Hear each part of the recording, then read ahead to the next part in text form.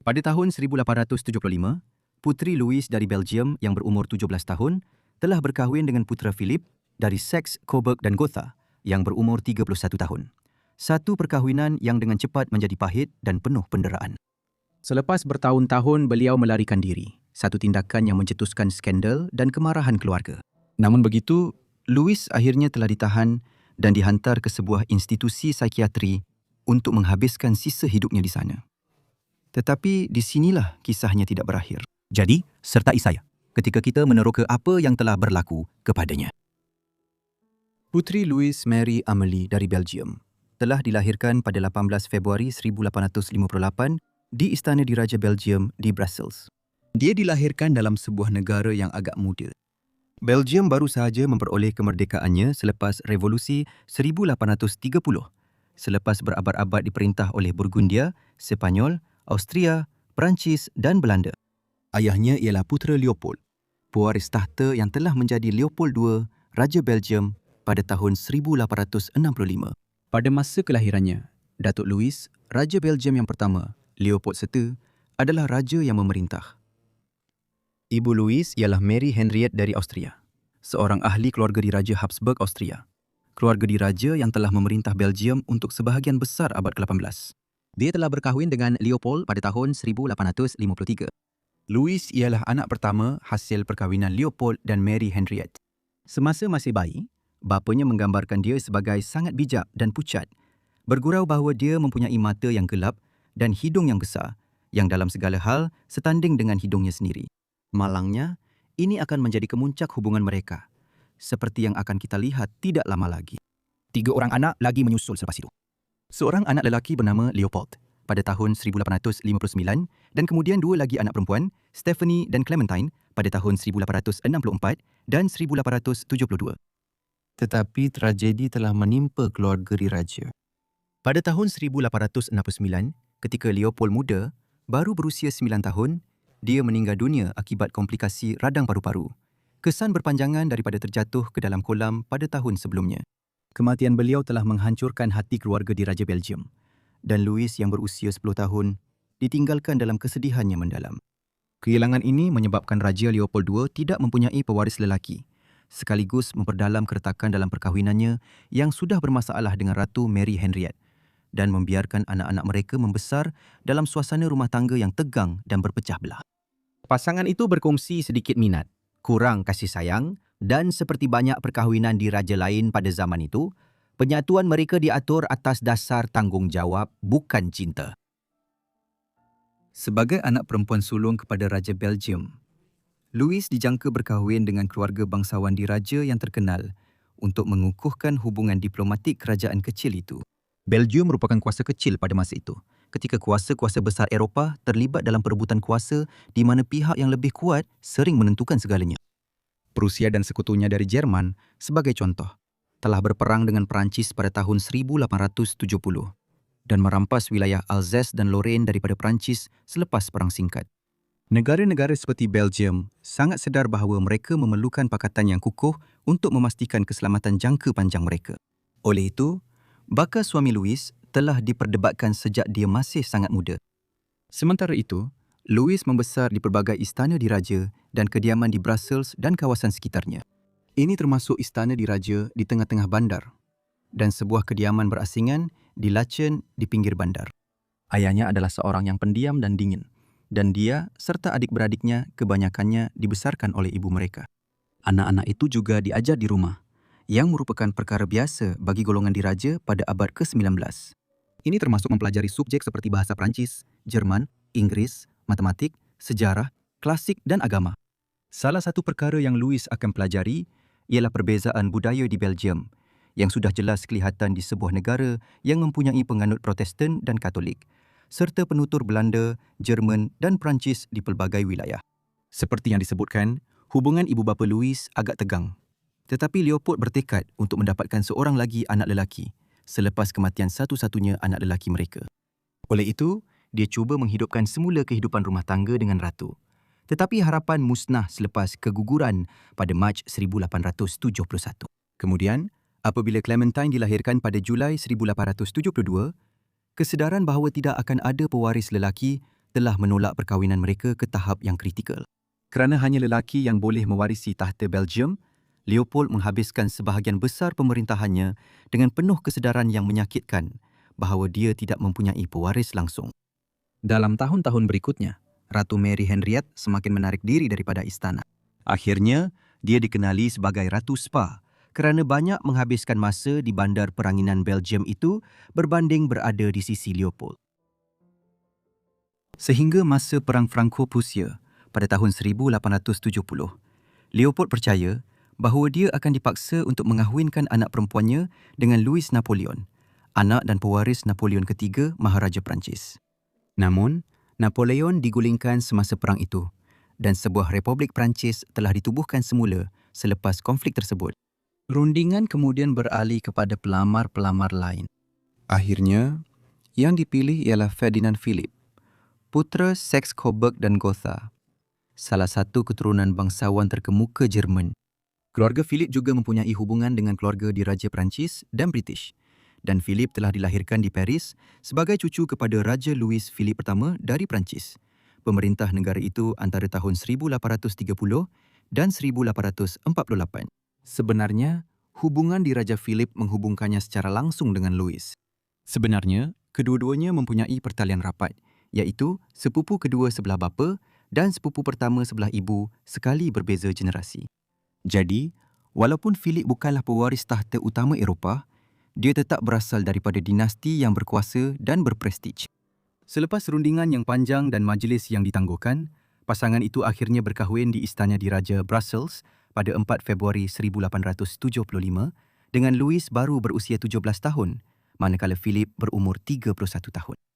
Louis mempunyai harapan yang tinggi terhadap perkahwinan itu, kerana dia telah bertemu dengan Philipp beberapa kali sebelum perkahwinan mereka dan pada mulanya menyukainya. Namun, ia menjadi satu perkahwinan yang amat buruk. Philipp 14 tahun lebih tua daripadanya dan perbezaan dalam personaliti mereka segera menjadi jelas kepada kedua-duanya. Dia kemudian menulis dalam memoarnya bahawa dia tidak tahu apa yang perlu dijangkakan pada malam perkahwinannya. Menyifatkan pengalaman itu sangat menyedihkan sehingga dia melarikan diri dari istana dengan memakai baju tidur pada keesokan paginya untuk bersembunyi di dalam rumah hijau. Dalam minggu-minggu berikutnya, dia menggambarkan satu rutin yang tidak menyenangkan, di mana Philipp meminta dia menuangkan wain untuknya, sementara dia membaca buku-buku erotik sebelum mereka masuk tidur. Selain itu, perkahwinan tersebut telah memisahkan Louis daripada keluarganya dan selepas lawatan singkat ke beberapa ibu kota Eropah, dia dan Philipp akhirnya menetap di Istana Habsburg di Vienna. Mereka menetap di Palais Kolberg dan walaupun ia mewah, setelah dibina pada tahun 1840-an, Louis kemudian memberikan gambaran yang jauh lebih suram tentang tempat itu. Dia mendakwa ia dihias secara pelik, gelap dan bilik besarnya menakutkan dirinya.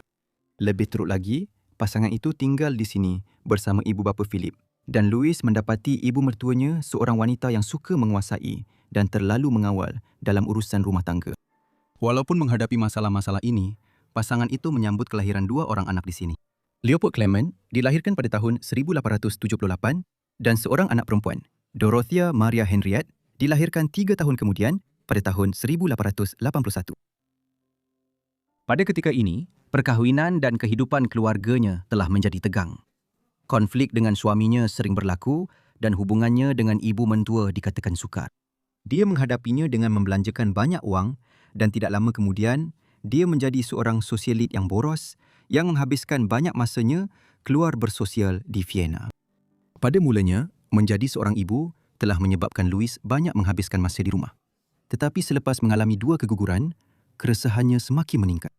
Kemudian menjelang akhir tahun 1880-an, kebanyakan penjagaan harian anak-anaknya telah diserahkan kepada pengasuh dan dia semakin kerap mencari masa untuk keluar dari Palais Kolberg. Ketiadaan Louis yang semakin kerap tidak lama kemudian mempunyai penjelasan yang jauh lebih memalukan. Pada tahun 1883, dia terlibat dalam hubungan cinta yang penuh gairah dengan atase tentera suaminya sendiri. Apabila dia meninggal dunia pada tahun 1888, dia dengan cepat memindahkan perasaannya kepada penggantinya, Baron Nicholas Dory, satu hubungan yang berterusan sehingga perkahwinan Dory pada Oktober 1893 secara tiba-tiba menamatkannya. Bisikan tentang tingkah laku Louis tersebar dengan pantas di seluruh Mahkamah Habsburg dan tidak lama kemudian ke seluruh Eropah. Menyebabkan rasa malu yang begitu besar sehingga kedua-dua ibu bapanya cuba namun gagal untuk menghentikan skandal itu dari jauh di Belgium.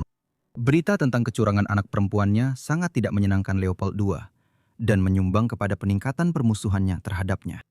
Ini sangat penting kerana disebabkan pemerintahan pribadinya di Kongo, Afrika, Leopold telah menjadi sangat kaya dan Louis mengharapkan untuk menerima warisan yang besar. Tetapi seperti yang anda akan lihat sebentar lagi, perkara ini tidak berlaku. Pada tahun 1895, Louis memulakan hubungan cinta yang hangat dengan seorang pegawai muda dari Kroasia, Count Giza Matačić. Sejak saat mereka bertemu, dia terpukau. Dia tampan, berani dan 9 tahun lebih muda daripadanya.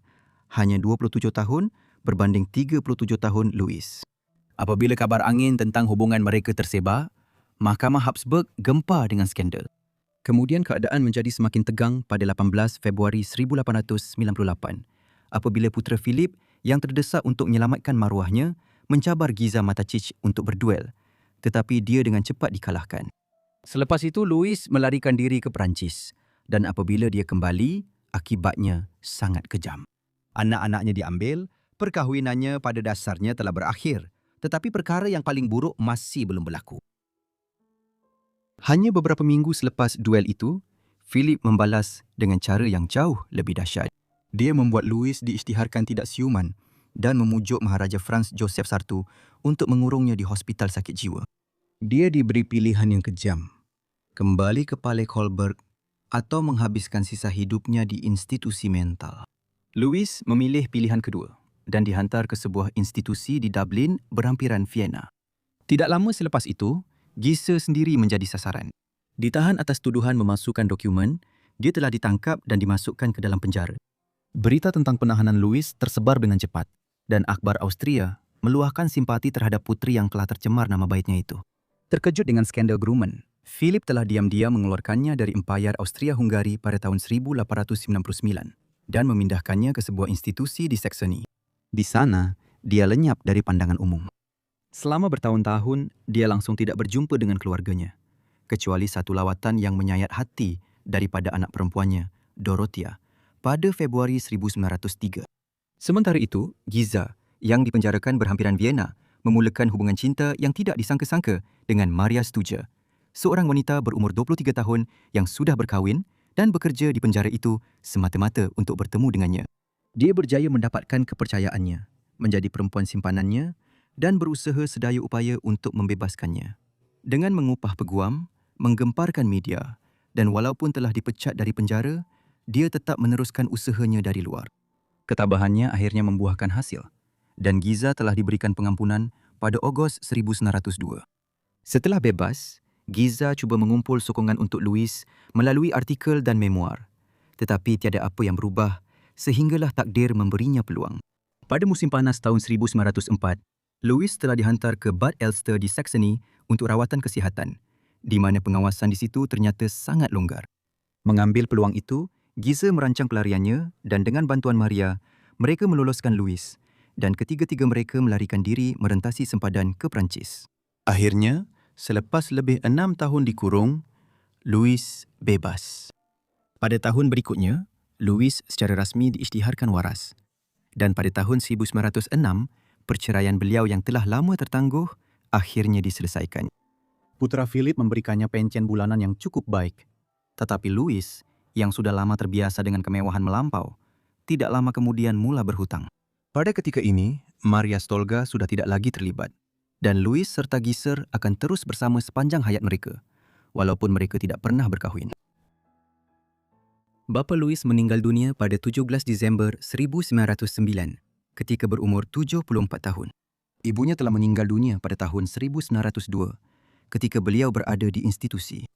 Walaupun terdapat kabar angin bahawa beliau telah berkahwin dengan perempuan simpanannya yang lama, Caroline Lacroix, beberapa tahun lebih awal, yang beliau temui di Paris pada tahun 1900 ketika Caroline berumur 16 tahun. Sebenarnya Leopold hanya berkahwin dengannya 5 hari sebelum kematiannya. Beliau juga telah mengubah peruntukan wasiatnya Dan ini telah mencetuskan pertikaian harta pusaka yang membentuk seluruh kehidupan Louis selepas itu. Sebuah artikel akhbar dari The Times telah merumuskan isu-isu tersebut. Ia menyatakan bahawa anak saudara Leopold, Albert, akan menggantikannya dengan lancar sebagai Raja Albert, selaras dengan undang-undang Belgium yang melarang wanita mewarisi tahta. Isu mengenai harta pusakanya adalah jauh lebih rumit. Leopold mempunyai 2 orang anak perempuan dengan seorang wanita bernama Lacroix, selain Louis dan adik-beradiknya. Walaupun Leopold sangat kaya, hasil daripada wilayah kekuasaan peribadinya di Kongo selama suku abad, beliau hanya meninggalkan harta pusaka bernilai kira-kira $6 juta untuk dibahagikan antara Louis, Stephanie dan Clementine. Selebihnya, kekayaannya diberikan kepada Lacroix. Berita mengenai pembahagian harta pusaka itu mengejutkan seluruh Eropah. Tidak lama kemudian, satu pertempuran undang-undang bermula apabila Louis dan adik-beradik kandungnya mencabar wasiat bapa mereka. Louis bertindak dengan sangat pantas dan akhbar melaporkan bahawa bailiff telah pun tiba di rumah Lacroix untuk menyerahkan dokumen undang-undang kepadanya. Namun begitu, pada akhirnya, mahkamah hanya dapat memberikan kemenangan kecil sahaja. Pada tahun 1914, selepas bertahun-tahun bertarung di mahkamah, Louis dan adik-beradiknya hanya diberikan lebih sedikit daripada 5 juta frank setiap seorang daripada harta pusaka ayah mereka. Raja Leopold II pasti telah mengesyaki bahawa perkara seperti ini akan berlaku kerana banyak wang telah disembunyikan dalam syarikat pemegangan di luar Belgium yang telah diwujudkan khas supaya sukar untuk mereka mencabar urusan kewangan yang telah dibuat olehnya. Akibatnya, Louis dan adik-beradiknya pada hakikatnya telah diketepikan daripada warisan ayah mereka. Bayaran yang mereka terima mungkin kelihatan besar bagi orang biasa, dan memang begitu. Tetapi, jika dibandingkan dengan Lacroix, adik-beradik perempuan itu tetap terpinggir. Louis dan Giza berpindah randah selama bertahun-tahun selepas pertikaian warisan itu. Peliknya, mereka kembali menetap di Vienna sebelum tercetusnya Perang Dunia Pertama, walaupun banyak masalah yang mereka alami di sana pada tahun-tahun sebelumnya. Apabila perang meletus, mereka diminta untuk meninggalkan negara itu. Empayar Austria-Hungaria telah bersekutu dengan Jerman dalam peperangan itu. Dan tindakan pertama Jerman apabila konflik bermula adalah untuk menyerang Belgium yang berkecuali. Oleh itu, pihak Austria tidak mahu anak perempuan bekas Raja Belgium berada di Vienna. Walaupun dihalau dari Austria-Hungaria, pasangan itu juga tidak dapat pergi ke tanah air Louis kerana ia berada di bawah pendudukan Jerman. Jadi, mereka pergi tinggal di Munich, di selatan Jerman. Semasa tinggal di Munich, dia mendapat tahu bahawa anak lelakinya, Leopold Clement, telah terlibat dalam satu insiden pada 17 Oktober 1915, di mana dia telah bertengkar dengan perempuan simpanannya, yang kemudian menembaknya beberapa kali dan memecahkan balang asid sulfurik di atas kepalanya sebelum menembak dirinya sendiri. Dia terselamat tetapi mengalami kecederaan parah, melecur akibat asid, kehilangan sebelah mata, tulang rusuk patah dan limpa pecah. Selepas 6 bulan menanggung kesakitan, melawan jangkitan dan komplikasi akibat kecederaannya, dia meninggal dunia pada April 1916. Untuk menambah deritanya, Giza telah ditangkap pada Ogos berikutnya dan dihantar ke M tawanan perang di Budapest. Louis akhirnya kembali ke Empayar Austria-Hungaria untuk merayu bagi pihak Giza. Tetapi pada masa itu dia semakin miskin. Dengan Belgium di bawah pendudukan, dana yang pernah diharapkan telah terputus secara tiba-tiba dan keadaan kewangannya semakin merosot. Menjelang awal tahun 1917, hutangnya telah melonjak kepada jumlah yang mengejutkan, iaitu 30 juta mark. Diisytiharkan muflis, dia tidak dapat berbuat apa-apa selain melihat harta bendanya yang masih tinggal diangkut dan dilelong. Tanpa memiliki apa-apa lagi, dia hanya mampu bertahan hidup hasil bantuan sekali-sekala yang dihantar oleh anak perempuannya, Dorothea, dan kakaknya, Stephanie. Kelegaan untuk Louis dan kekasihnya tiba pada penghujung Perang Dunia Pertama dan kekalahan Jerman serta Austria-Hungaria. Akhirnya dia dibebaskan dan mereka berangkat ke Perancis. Ketika Empayar Habsburg lama runtuh, berpecah menjadi beberapa negara berbeza dan mencetuskan beberapa tahun peperangan dalaman. Dengan wang yang hampir tiada, Louis mula menulis memoarnya di Perancis dan menerbitkannya sebagai Around the Thrones That I Saw Fall pada tahun 1921. Walaupun buku itu memberikan pandangan menarik tentang skandal di istana-istana di Raja Eropah pada penghujung era Empayar, baik dia maupun Giza tidak hidup lama untuk menikmati sebarang royalti besar. Dia meninggal dunia akibat uremia dan masalah jantung pada musim luruh tahun 1923 ketika mereka tinggal di Paris. Louis berpindah sekali lagi ke Jerman selepas itu, tetapi dia juga tidak hidup lama. Dia meninggal dunia di Wiesbaden dalam kemiskinan pada 1 Mac 1924 pada usia 66 tahun. Satu-satunya anaknya yang masih hidup, Dorothea, berkahwin dengan Ernst Gunther, Adipati Schleswig-Holstein. Mereka tidak mempunyai anak kandung, walaupun mereka telah mengambil beberapa anak angkat. Ini bermakna bahawa keturunan kandung Louis telah pupus apabila Dorothea meninggal dunia beberapa dekad kemudian pada tahun 1967. Terima kasih banyak kepada semua kerana menonton video ini mengenai Puteri Louis dari Belgium. Saya harap anda mendapati ia menarik. Beritahu saya, apa pendapat anda tentang kehidupannya di ruangan? Komen di bawah. Dan jika anda ada sebarang cadangan, sila tinggalkan juga di ruangan komen. Saya harap anda semua sudah melanggan dan mengaktifkan notifikasi supaya anda dapat semua video saya sebaik sahaja saya memuat naiknya. Apa-apa pun, itu sahaja daripada saya. Jadi saya akan jumpa anda semua dalam episod Forgotten Lives yang seterusnya. Terima kasih.